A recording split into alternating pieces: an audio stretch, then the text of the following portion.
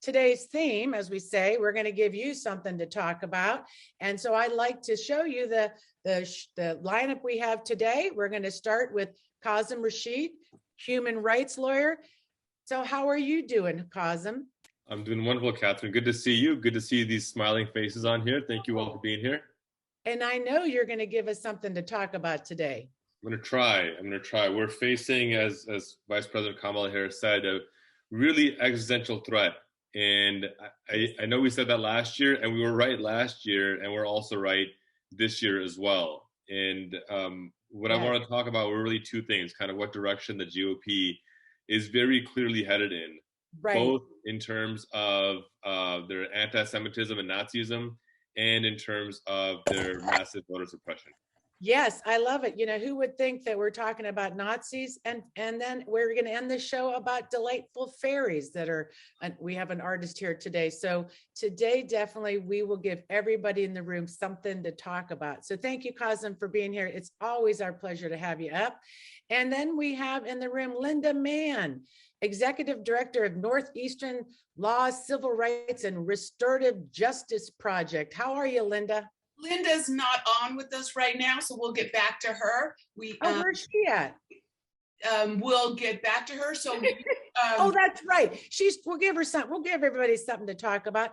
Linda's coming on, and when she does get hooked up with this, I know that she was rejoining through the computer, but we're going to be talking about the project she's doing with the African American Redress Network. And do we have Billy Wilkerson here? Billy is here. Hey, all right, let's bring her up. Hi. Hey, how are you? Now, I'm making sure that Billy's good. Billy's great. Everybody hear me? Okay, great. We can hear you. Okay, terrific. So both Linda and I are with the African American Redress Network, and we've got a bunch of different projects going on, but locally, we'll be talking about that. We're going to be talking about both projects today, right? I'm sorry to interrupt. Yeah, we just want to introduce you, and then we're going to get to it in a big way. Okay. Hi, everybody. Yeah, hello. So where are you? Are you at school? Are you at Howard or? Yeah. I work at Howard University at the Thurgood Marshall Civil Rights Center. Awesome. Well, looking good. And it's our pleasure also to meet you. And I am just excited to hear about what you're working. This effort it's really something else to look at, that what you guys are doing. So thank you for bringing that, because we know you'll have something to have us talk about today too, Billy. So thank you for being here. And then we will have on Carroll Foy later to talk about her new PAC, Virginia Everywhere, but she'll be here at the end. So we won't have her, but guess who we do have? Hello, Michelle Maldonado. That's Maldonado. How are you doing? Yes, I'm doing great. Glad to be here. Hi, everybody. I know. And you're in the car. You're a candidate in HD50. And so you probably do a lot of car time. I do indeed. And event time. So event time. Well, today is heading to an event after this one, and just love being in conversation with folks. So I'm glad to have a conversation here today. Absolutely. We're so looking forward to it, because I know everybody is really going to give us something to talk about. So thank you, Michelle. We'll see you soon. And last, but really delightfully here, Kate Young, welcome to the Friday Power Lunch. You're an artist, a beekeeper, a gardener. Yeah, and a fairy realtor. Fairy realtor. I love it. So we're so excited to have you. I mean, our show loves to have fun. So you are the fun and the palate cleanser. So thank you. I'm excited to be here. Great. Great to see you. All right. So how much fun is that? I mean, really, can you go from the GOP and Nazis all the way to somebody putting fairies around their hometown to make people happy? And that is just awesomely cool. So it's doing a little business now. Make sure you subscribe to our YouTube channel. We're the Friday Power Lunch. How awesome is that? On Network Nova. And also put a thumbs up on our videos, because it really helps us get our content out. And also make sure that you stick around for the best part of the show, the after chat, where it all happens. So yes, we'll see you there. Okay, but first, as we say, we want to make sure we pull our team up to see maybe they want to give us something to talk about. Hello, everybody. Ambassador of Buzz, you're here. Give me something. Give the room something to talk about. What is going on? Well, what's going on for me is not what you all are going to end up talking about today, but it's what's the buzz in my household, and that is that I have a new grandson. Nice. 6 days old. Nice. Carter, Anthony, Michael, Musa, Cam. His statistics will be in the chat for you, and I'll be heading up to Winchester to be with them. So that's my beautiful. buzz. I've also been trying to get a good tweet going for us. So hold on for the good tweet in the chat. Let's give birth to that baby tweet. Let's do it. I love it. Ambassador Buzz, Derek Calhoun, big boss. I love her. And then of course, Robin Warner, Postcards for Virginia. Give me something to talk about, girl. What's going on? Well, yesterday, the House Committee on Oversight and Reform held a hearing on the Equal Rights Amendment. And our good friend, Senator Jennifer McClellan, testified. And I'm going to put the link so you can watch her testimony and the whole hearing. But you might be wondering, how come the ERA isn't in the Constitution already? I mean, Virginia was the 38th state. Right. But based on a Trump administration DOJ opinion advising the archivist not to certify it, it's still not certified. So we need to send Biden a letter in support of telling the archivist to certify it. And I'm going to put another link in the chat that the feminist majority has a way that you can send a letter to Biden. And I know it works because I did it yesterday and I got a reply from the White House. So let's put the ERA at the top of the list. So that's what I've got to talk about. That's a big mouthful. ERA and you're still going. And I'm wearing white in honor of the ERA. Oh, good. Well, I know it's like really something else not to have that we're still talking about the ERA. Give us something to talk about. How about let's talk about something like that I would love to stop talking about the same thing over and over for 171 years, like women's equality. Well, let's give us something new, right? But giving us something new is Shortstop, Rosemarie Savino. Hey, what do you got for me? Hey, everybody. In addition to whiting out for the suffragists and sashing up for Virginia, which is my district, if you haven't voted, please go out and vote ASAP. Right. It is a magical time in my backyard as my garden transforms into fall.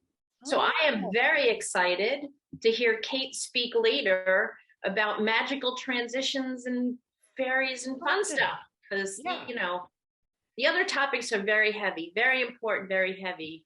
But, it's like whipped cream on the sundae. You got to have a little something at the end to make it feel better. And speaking of that, let's bring up Jaleesa Ward. And Jaleesa, give us something to talk about. And you have a lot to say. You were just busy recently, just running around with seeing all these surrogates. So what's going on in your world? Absolutely. Well, first and foremost, congratulations, Sarah, on that grandbaby. We are so happy for you. And thank you, Captain, for bringing me up, because we have some big name surrogates that have both come to Virginia and are still coming to Virginia. We have had Stacey Abrams, Senator Amy Klobuchar, First Lady Jill Biden, and Vice President Kamala Harris. Speaking of Vice President Kamala Harris, I had the honor to rally with her and Terry yesterday in Dumfries, Virginia, and we had a blast. I know you guys see that Don't Texas Virginia sign. I was right beside, and she definitely gave us a shout out. So we had a good time last night in Dumfries. The vice president brought her A game, and now there's a tweet going around on Terry McAuliffe's campaign, basically talking about women's reproductive rights is on that ballot on November 2nd. So we know right now we have officially 12 days from election. The whole world is watching us. Obama's coming to Richmond on Saturday. So yes, I will be in Richmond tomorrow. So let's be the example of leading our democracy in the right direction. And after November 2nd, let's give the entire world something to talk about. Yeah.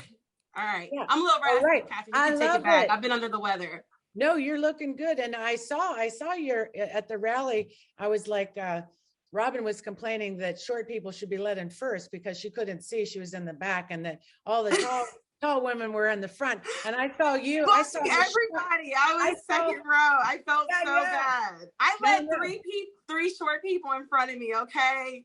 Yeah, there has to be a queue, like when you get on the airplane, just like people that, yeah, we need a tall section. It should be on like the sides. We were joking about that all yesterday at the rally. I was apologizing. Hey, sorry, Dad's tall. You are tall. I'm not. I'm front row for this. I saw Michelle next to you too. I'm like, way to go, front row. And I have to say, something to talk about for me is this redistricting thing I like to get to later. And, this mess in Virginia with that redistricting commission. And also our sign made the front of the Washington Post, or the AP, and then it got picked up. So how cool, Dennis Orsinger, thank you for this great graphic. And so let's get to the news. Louisa Borowski, bringing it from the Virginia grassroots leader. How are you, Louisa? I am great. I am fired up, and I am ready to figure out everything I can do between now and November 2nd to make sure this does not feel like 2016 all over again, right? We have a lot on the line, as everyone said, and the important thing is Democrats are starting to show up. Last weekend, we knocked 100,000 doors. That is fantastic news statewide. Our goal is to do the same thing this coming weekend. And then the big weekend, of course, actually this coming weekend is, and then the big weekend will be Halloween weekend, GOTV weekend. And that weekend, we are going to try to knock 400,000 doors across Virginia. So I will put in the chat multiple options for canvassing this coming weekend. And also you can join Catherine and I down in Virginia Beach to canvass GOTV weekend, where we are going to support our candidates down there. I also want to put in the chat, I will share with you the information on cash on hand for our current campaigns. We're looking at those House of Delegates races, and we're looking pretty good. Financially, they are neck and neck, if not doing better than their opponents. And so that is great news. But as you all know, this is now going to be TV ad time. And we also want the campaigns to have a little bit of extra support in case they need to do some extra digital ads, or they need to print some more yard signs. So if you haven't already donated to your favorite candidate recently, please do so. Other important things to remember: we've got a critical deadline today. It is the deadline to apply for your absentee mail-in ballot. If you want to get that ballot, it needs to be requested today.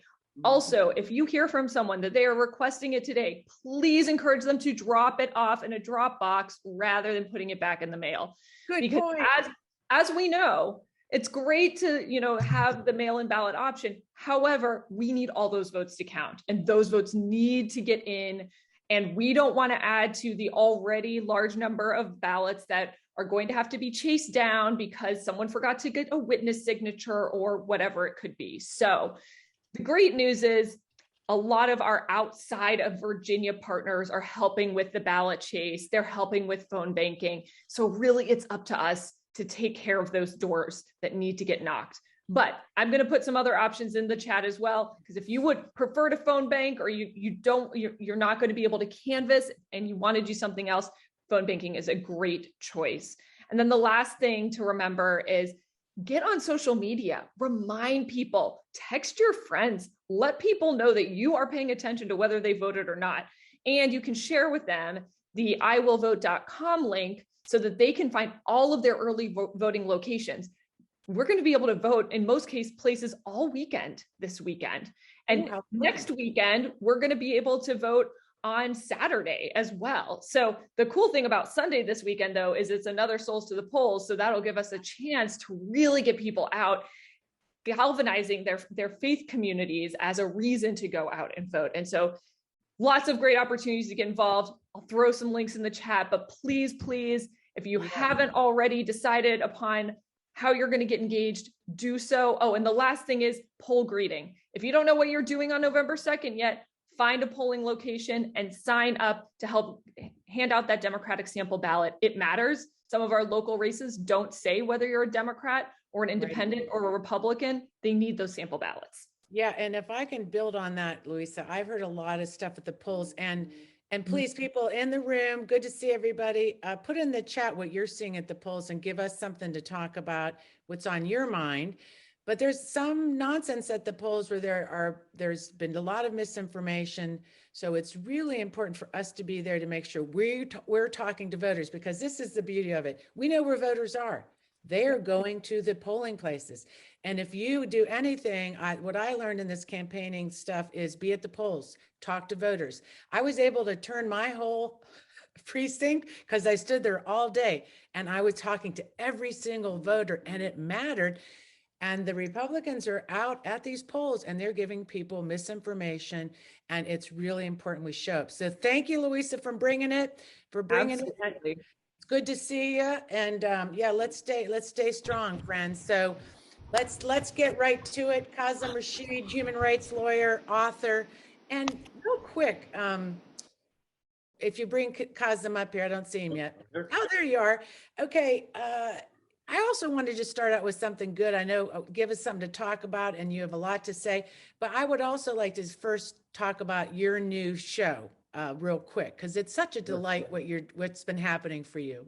Sure. No, I just about a month ago started hosting the Qasim Rashid show on Sirius Urban View channel 126, and it's been a lot of fun. We've had some great guests so far.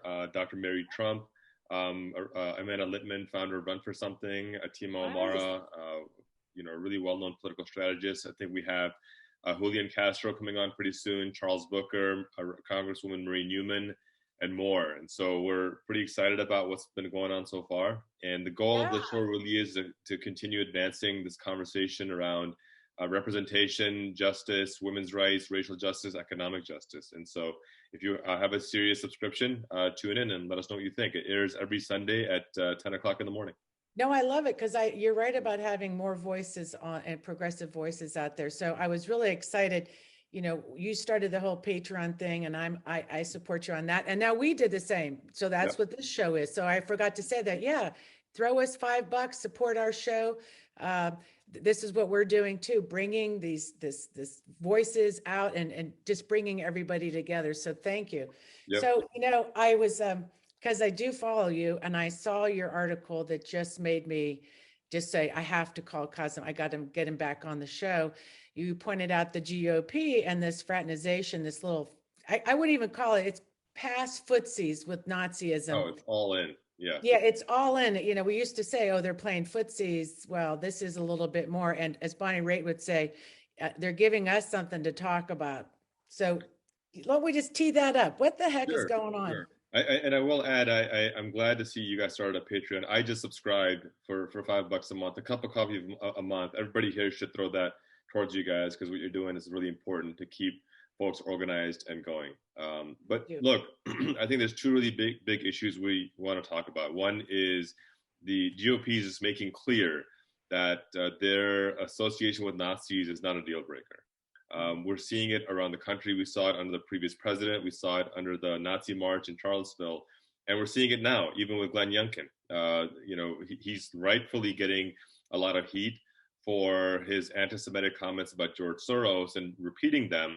In fact, I think Speaker Phillicorn called him out this morning, which is great. But the other thing is that he went on and campaigned with Sebastian Gorka, who it's documented that he's a Nazi. And this is not conspiracy theory stuff. This is well-known, documented information. And so for him to go on that show and seek votes from the Nazi demographic is deeply concerning. And look, I think the second part of what I want to talk about and be a bit more detailed about this is what really makes this existential to our democracy. Because look, every country has extremists. Every country has, fringe extremists that don't really have influence on the masses. What we're seeing here, though, the GOP strategy is extremely frightening. Last week, we saw the GOP Senate vote unanimously against the Freedom to Vote Act, which would have protected voting rights nationwide. And the reason why this is so shocking is because back in 2006, the GOP Senate voted unanimously for the Voting Rights Act. And this was after it passed the House with near unanimous support. And of course, the Republican President George Bush signed this into law. So in 2021, the Senate GOP unanimously voted against the very same bill that they voted for just 15 years prior. This is horrifying. It's demonstrating in clear terms that they're no longer, we're not dealing with a political party anymore. We're dealing with a power grab that has nothing to do with democracy or the will of the American people. And the solution is quite clear. We need to abolish the filibuster. Senators Manchin and Sinema promised they could get 10 Republicans. Manchin even wrote his own Voting Rights Act, and they didn't get a single solitary Republican, not one bit. And we knew this was going to happen. Maybe they still thought it was 2006. Maybe they thought that the insurrection was just a peaceful protest. Maybe they're living in some fantasy land. I don't really know. But what I do know is that the GOP is making explicitly clear that they don't actually care about voting rights or voting access. They don't care for democracy. They care exclusively for power, which is, of course, the antithesis of what our government is supposed to be, by, of, and for the people. And the part that really I want to drive home here is that a lot of folks tend to think that voting no on the Voting Rights Act or on any kind of voting protection bill, John Lewis, H.R. 1, is the extent of what the GOP is doing. And that's actually the end result of what the GOP is doing. Because when you look at the unanimous approach to suppressing voting rights, 400 bills have been introduced across all 50 states. Several have already been enacted. In Texas, after the Supreme Court stripped the Voting Rights Act, they closed over 700 polling locations, predominantly in Black and brown communities. We've seen in Georgia, they're purging voter rolls just because. We saw the same thing happen in Florida. In fact, in Florida, they're denying felons the right to vote until they pay off some kind of arbitrary court fine or court costs. It's a modern day poll tax, especially considering that a lot of these folks that are in prison are suffering from the legacy of Jim Crow and this white supremacist mindset. This is a very clear way for a state that isn't focused on justice to underrepresent those folks who they don't want to have a role in the political process. In North Carolina, the voting ID requirements was fortunately struck down by a federal court, but this is the same voter ID requirement that's been trying to pass in about 25 or 26 other states. This was really sinister because the court that struck down this North Carolina voter ID requirement said that it was as if the GOP studied Black voting habits specifically and crafted a law surgically to prevent Black people from voting. So, they're being very deliberate about their racism and they're flaunting it. And now we're seeing many states denying mail-in ballot voting to restrict elderly people, disabled people, or just working people in general. The list goes on and on. And one of my frustrations is that, look, it's difficult to out-organize voter suppression. And if that becomes the law of the land, if that becomes confirmed in our books, it's very, very difficult to undo it. We see, Brown versus Board of Education, criminalized segregation. That should have been criminalized 70 years earlier with Plessy versus Ferguson, but it wasn't. So it took, 3.5 generations for us to be able to get basic human rights and basic dignity for Black Americans and people of color in general. And so the fact is that if the only way you can win an election is by denying people the right to vote or access to vote, you don't actually believe in democracy, you believe in a dictatorship, which is probably why the GOP is so open to fraternizing and playing around with Nazis. And look, I'm an immigration and human rights lawyer, I'm a women's rights lawyer. Those issues are important to me, but I can tell you, all those are secondary to voting rights, because if we can't get basic access to democracy, all the stuff goes away. Voting rights, immigration rights, healthcare, you name it, it all goes away. So this clear choice ahead of us to abolish the filibuster and make sure we can continue to elect progressives and Democrats to the State House, to the governor's mansion, it is critical, because if we don't make a change and demand accountability, then, as folks have already said, January 6th won't be a training, it won't be an insurrection, it'll be a training exercise for a more successful one next time. So thank you all for the work that you're doing. It's critical. It is consequential. Don't slow down. Let's accelerate and let's go out and protect our democracy. This was, everybody in this room needed to hear this today. right? Could I get a witness on that? Thank You brought it home. And I think that we all know this, that the voting rights, and I read your article today on that too, that is really it. And I feel the same way, and that urgency. And I heard finally the President Biden said yesterday, he actually mentioned that would be an option of breaking the filibuster on the voting rights. And I think we have to hold him to that. I think we have to do it soon. And I think when you see that a vote on the floor, that they can't even vote against the Steve Bannon's contempt of the court, only 9 Republicans voted to bring that contempt against him, and 202 Republicans are fine with this kind of Republican play. And that's really scary. So how could you really negotiate with these people? So thank you, Qasim. You always bring it. Awesome. Good to be here. Thank you all for everything you do. Yeah, you gave us something to talk about for sure. And so getting into something that's really interesting work, and I'm so excited to have Linda Mann here and also Bilqis Wilkerson. If they can put them both up, Dr. Mann and Dr. Wilkerson. I'd love to say that, doctors. Linda, I want to check your sound though. I'm getting a little funny feedback. Is that coming from, let's hear you talk, Linda. Can you hear me? Yep, perfectly. Okay, awesome. And Billy, so let's just get right to it with the first question is for you, Linda. Tell us about the African American Redress Network, and let's start there. Happy to. So the African American Redress Network is a collaboration between Howard University and Columbia University. We're an organization that truly seeks to advance the movement for reparations for African American communities and their descendants. And we work nationally. And Billy is absolutely my right and left arm at Howard. And so we work in communities, providing research, education, technical assistance to local grassroots organizations, and everything about our design is situated within the communities that we work with. Yeah, I noticed when I looked at the website, first of all, this is such a great conversation, is the mapping that I see on there. I mean, just that. And if one of you wants to talk about the mapping, but people can open up to see what this means. And maybe Billy, you can talk about that and also clarify. I think a lot of times people get confused around the word reparations, what that means, what that looks like. And can you also get into detail about that? Yeah, so when we use the word reparations, we're talking about an umbrella kind of version of that word. What I sometimes do when I'm explaining it to people is I say, like, first there were civil wrongs, like starting with slavery and Jim Crow and all those things. And then there was a civil rights movement, and now there's the reparations movement. And under each of those kind of moments, there's a lot of things that are happening. Some of those are pieces of legislation, like civil rights legislation. Some of those were community organizing kinds of things, and some of them were kind of acknowledging actions that took place within communities. And I think that that's what happens in reparations as well.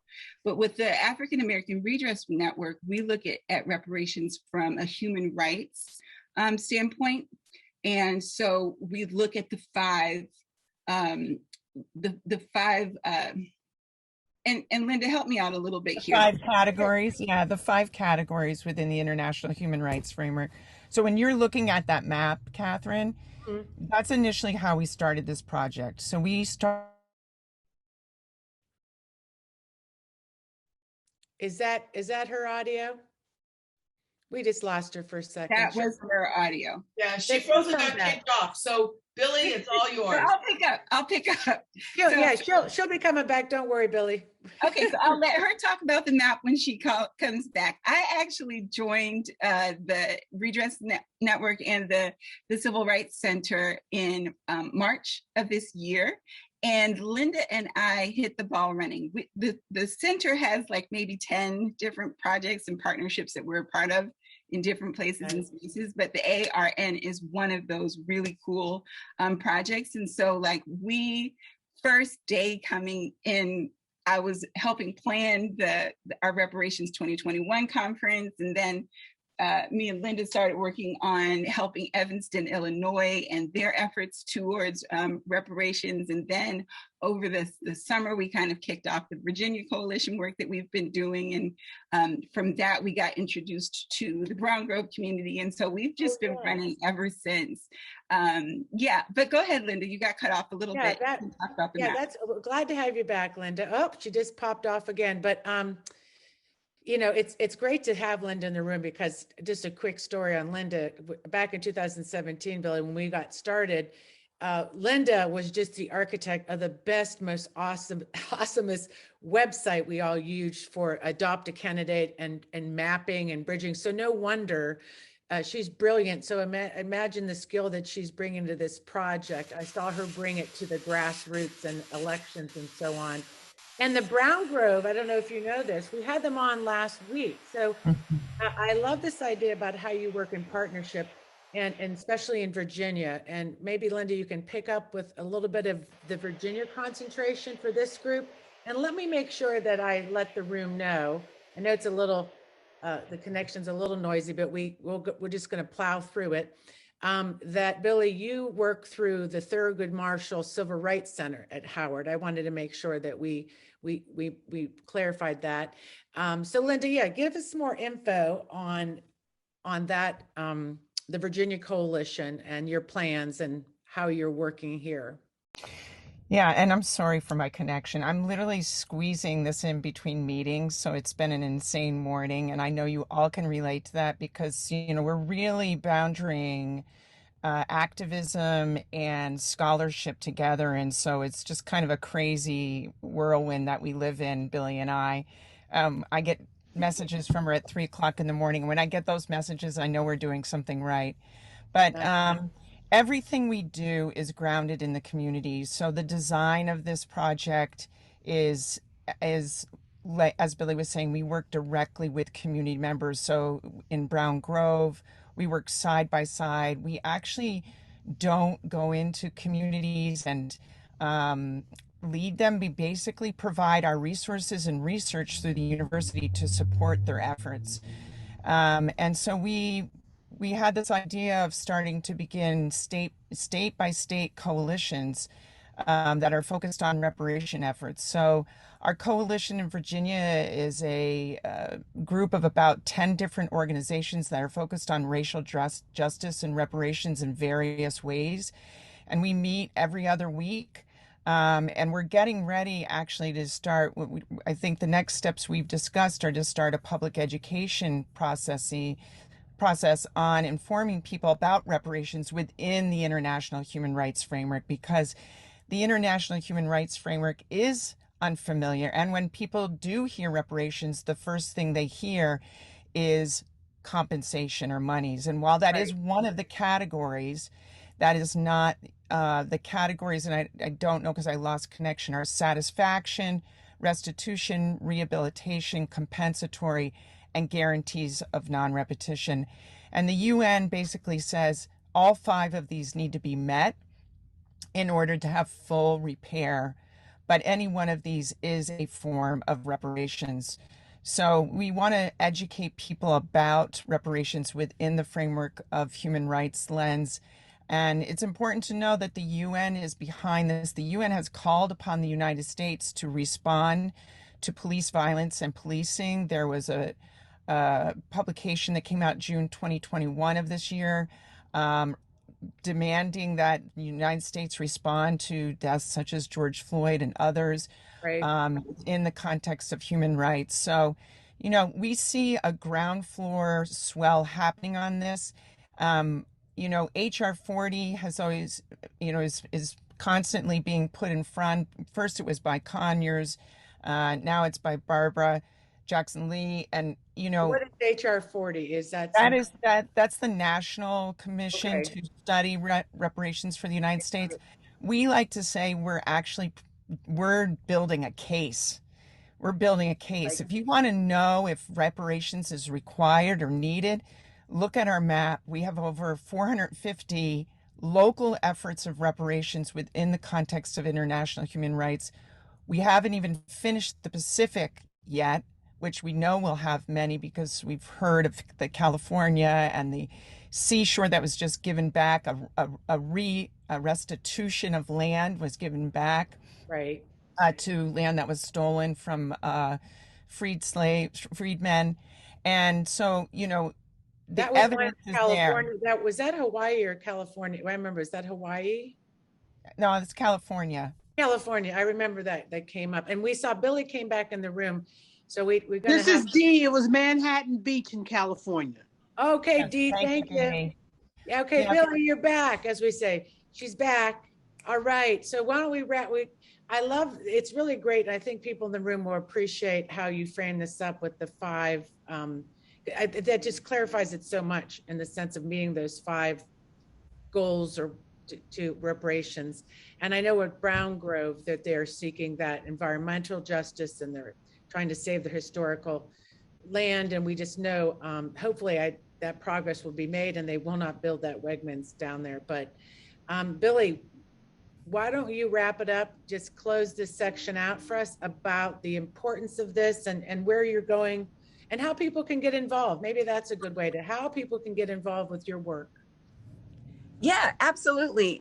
So if you guys just go onto the African American Redress Network on our website, then you can find ways to connect with us. And if you're here in Virginia, which all of you are, then we'd love to have you join us with the Virginia Coalition. So nice.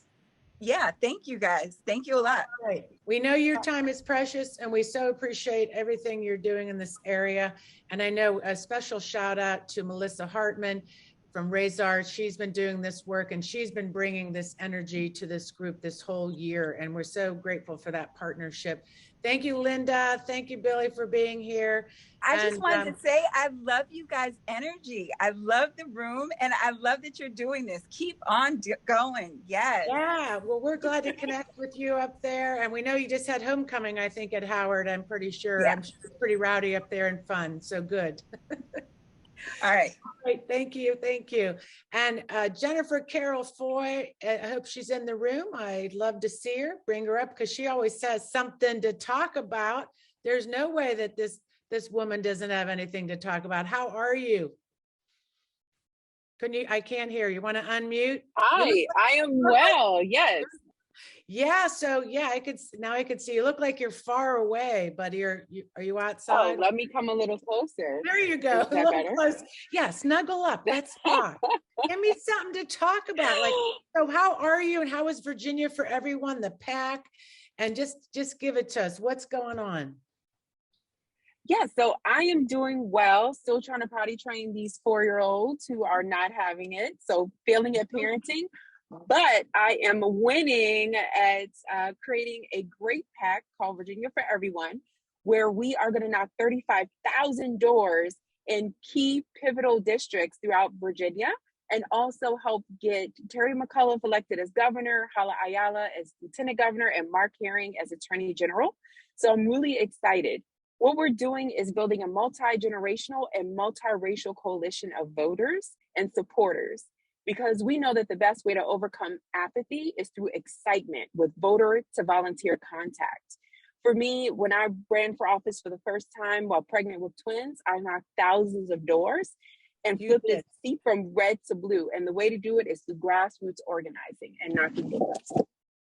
Yeah, I mean, I can't imagine, like, you did that pregnant, and then now with 4-year-olds who are still needing some potty training, as we say, still at it and so energetic. And this is how we're going to win, right? I mean, we still have, you ran for office, you ran to be governor, and you built this network, and we know we're going to see you be doing, you're continuing good work, which I love. You haven't like pulled away at all. You've actually went all in. I'm leaning all the way in. And, Virginia for Everyone is proud to work alongside on the ground Democratic organizations like the Coordinated and others in our shared goal of keeping Virginia blue. So we're getting it done. Yeah, we're getting it done. Well, good. We can donate to that PAC. So put that in that chat, as we say, and so people can throw some bucks in there. This is the time. We have this last week. So I'm so glad that you were bringing that energy. We definitely need it. And so, yes. And why don't we bring Michelle up also? And I don't know if you guys, or if you're familiar, if you guys have met Michelle. You're running Michelle Maldonado.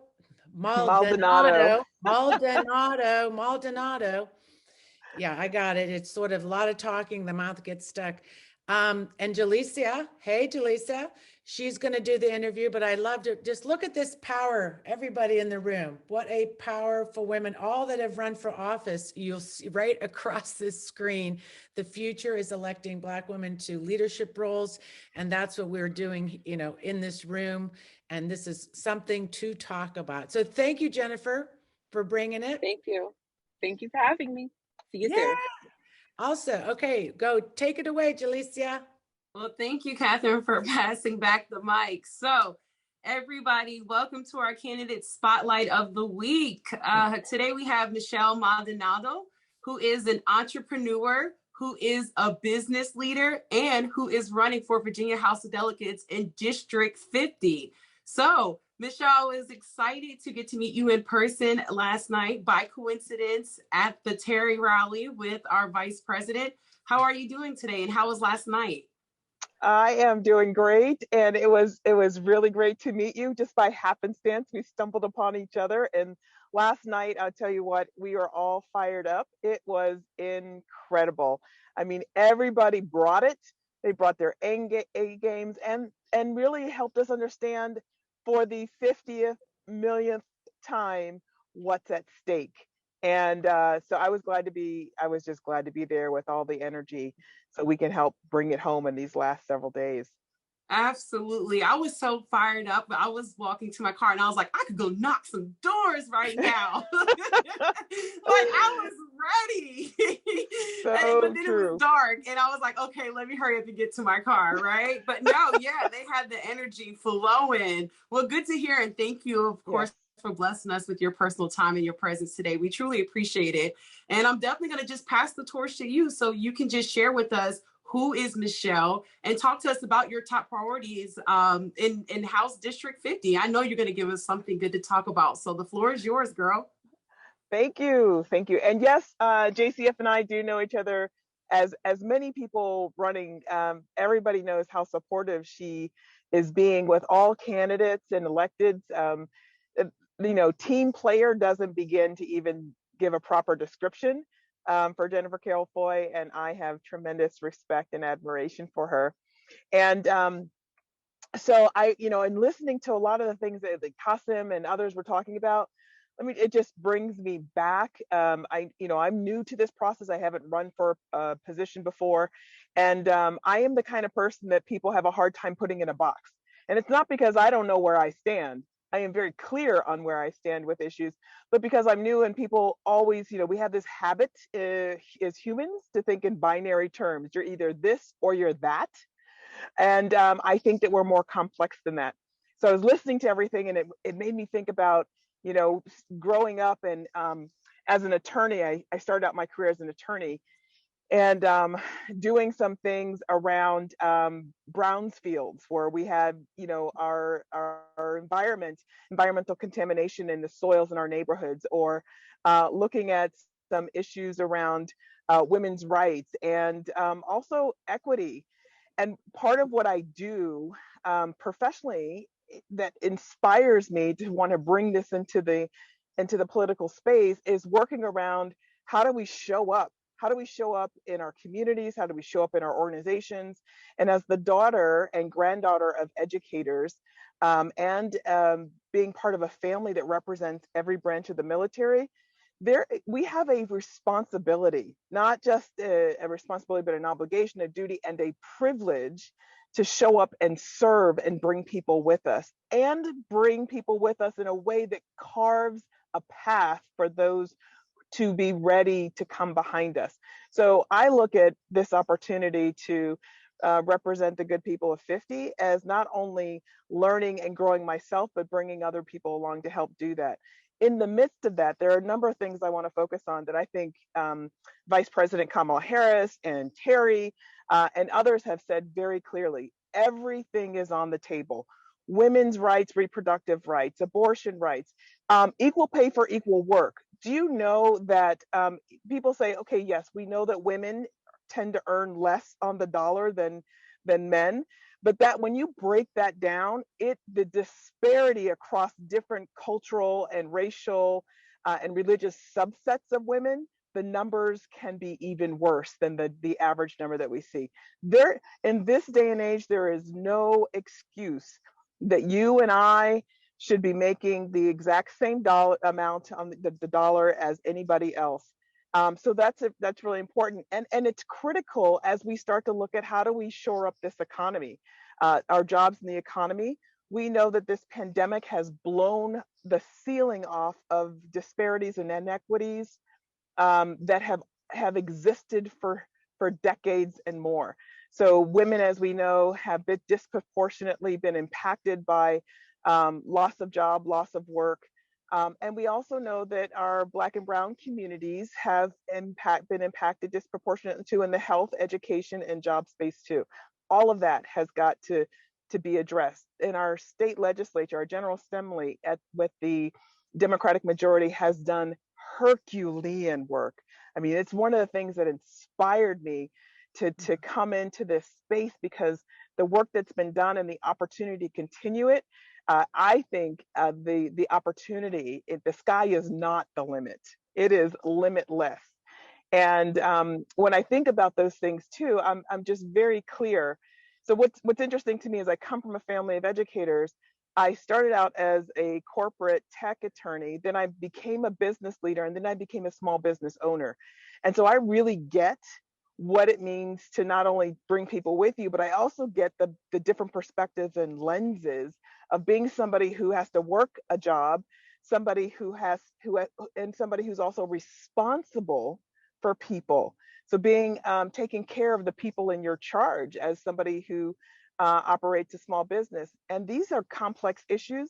And so we've got to figure out, how do we enable collective bargaining? How do we fully fund, for example, teacher pay increases? We have done some really good work, increase the teacher pay by 5%, but the flip side of that same beautiful coin is that it's not fully funded. And as the granddaughter and daughter of teachers, I would be remiss if I didn't, really focus on how do we get our teachers properly represented, empowered, and compensated, because they are responsible for the future, for the present and the future of our country. And when you sort of extrapolate that out and you look at things like infrastructure, you look at the whole justice diaspora, it's environmental justice, it's economic justice, it's racial justice, it's gender. I mean, there are so many things here that we have to bring into the fold. And I'm often heard saying that, I don't look at these things as siloed issues. They are so interconnected, and you can't talk about equity and racial justice without talking about education, without talking about access to healthcare. These things are so connected, and we need people who are willing to fight, willing to say the unpopular things, to be able to broker the conversation. But I also believe that the how we do what we do is important. One of the things we are really good at is figuring out the why and figuring out the what. And where our country, where our communities, where our families are struggling is in the how. And that's the place where I want to dance. I want to bring the how to this process in a way that starts to rebuild and bring back people to the table, and who aren't afraid to have difficult conversations, but do it in a way that doesn't villainize or demonize other sets of people just because we have a difference of opinion. We need to get back to that, because we've got some serious work to do so we don't lose our shizzle. Shizzle. in the process, Michelle, in the we process gotta of give all her a this. hand clap, girl. Drop the microphone. Yeah, like Yes, facial, definitely bringing it. absolutely. Yeah. Look, drop the link. Michelle, how can we help with your campaign moving forward? How can anybody help? We got 12 days left of your campaign in this election. We need you in that House seat 450. We're definitely going to drop the link right now for your website. Is there anything else you'd like to share? 10 seconds on how anyone can help you move forward in your campaign? Yes, absolutely. 11 days. Yes. Door knocks, phone banks, contributions, all of that. And not just for me. I mean, for me, yes, but for anybody you have access to. It's important for this entire ticket, the entire slate to be supported. Yes. These are tough races. We are all very tight. It's going to take a village. Phone banks, door knocks, contributions, spread the word. And when you vote, take people with you. Yes, we do win. And take people with you. We also win when we take people with us. Yes. And encourage. So, yes. Well, thank you. And thank you so much, Michelle Maldonado, for coming and giving us that amazing. All right. Well, we hope to see you soon. Catherine, you got it. Thanks so much, everybody. Thank you, Michelle. Thank you. Yeah. And how exciting is that? I mean, Michelle brought it and said it, and thank you. And you gave us something to talk about and something to do, as I love action. So next up, Kate Young, artist, beekeeper. I love when we were talking before and you're like, bees, about bees. Let's just real quick. Bees are smart. You're a beekeeper. Oh yeah, my family runs Delray Bee, which is a local apiary, which we have been mostly focused on education in the community for a while, because it takes a while for a hive to get enough honey to sell. And we have about 3 or 4 hives, and I've been doing local stuff, and my mom runs social and my dad runs the hive, and I take care of the natives. And it's a pretty good deviation. Cool. So what did you say that, is it together they're smart or separate they're together? They're separate, their brains aren't that big, but the second they're together, bees vote, and bees take care of their own. They are so instinctually themselves and smarter than us, but the second they're separated, they run into walls. You can't keep a honeybee in a greenhouse, or it will kill itself against the wall. But together in a hive, they're smarter than all of us, I think. What a great analogy, just in general, about even people in this room are a community together. It's like that whole together we're stronger. And if you're bees, it's like even better. But we've got, so excited when we saw this delightful project. Tell us all about that. How did you come up with this idea? Oh gosh, so Fairies of Delray started in my parents' basement, which is, I feel like all good projects do. I had just lost my job. It was height of Trump era. There was no work in the creative field that wasn't pitching for the NRA. And I was like, I can't do this. So I'd been taking walks between job apps, and I came across a kid's fairy garden in the condos across the street. So I started leaving it stuff, and it was getting close to Halloween, and I was debating, should I make like a pumpkin? I have some extra clay from college. And my dad turns to me and he goes, you can't take over someone else's project. So since then, it's just been making doors and sticking them places. Oh, I love it. And so let's bring up so people could see the doors, and maybe while we're bringing them up, tell us about your motivation and how really, look at that, how cute that is. Yeah, Fairies of Delray. So I kind of like to call it a love letter to my hometown. For people who aren't in the DMV area, Delray is a very small community, part of northern Alexandria, with a lot of kids and a lot of trees and a lot of dogs. A lot of dogs too. A lot of dogs. So I just originally started sticking in places, not knowing if anyone was finding them until about quarantine, when I put up the fairy mailbox where kids could leave letters. And I put it up like is it right here? I could see it. that's not the mailbox. I could That's put not the that mail- in the oh, chat. That's one of the sorry. bigger houses. Oh, how cute. But I had started getting letters, and then people started talking, and then next thing I knew, it had blown up. Yeah, and yeah, it's amazing. And it's kind of like this I mean, I always like to look at miniatures. It's like it really allows you to kind of fantasize, be beyond the door, like what are these little people doing? It's so much fun, right? Oh yeah.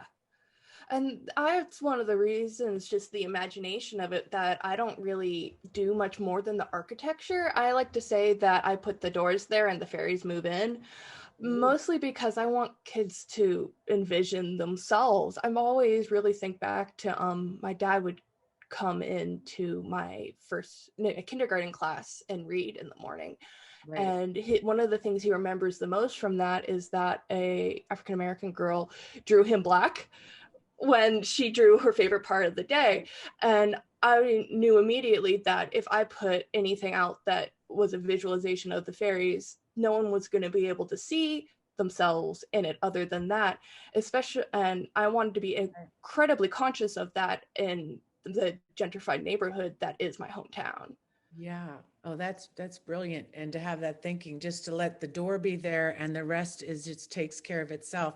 Yeah. And so on the wrap up this, do you have a fairy post office? Is that where you're talking about people deliver letters or drop letters? The kids leave me letters and the fairies deliver it back, and they have questions, and it's been important mostly because the post office went up about 2 months before we hit quarantine. Oh, yeah. And these kids have been seeing them for about 4 years at that point, 3 or 4 years. So they knew they were there, and I had a map, but all of a sudden people needed something to do with the little kids, and they could just get on the map and walk. And I was getting all sorts of letters from the kids, everything from what do you look like? What's your name? To, hey, do the fairies get COVID? Which was when I got that one was when I was like, oh, this is serious. This is a big deal, because it was like when a little bit after I said, no, fairies are immune to COVID, they came out with saying Santa is immune to COVID, because that matters. Right. And I really have been connecting with these kids because my fairy hunters are about the age I was when 9/11 happened. And again, I'm a Delray native.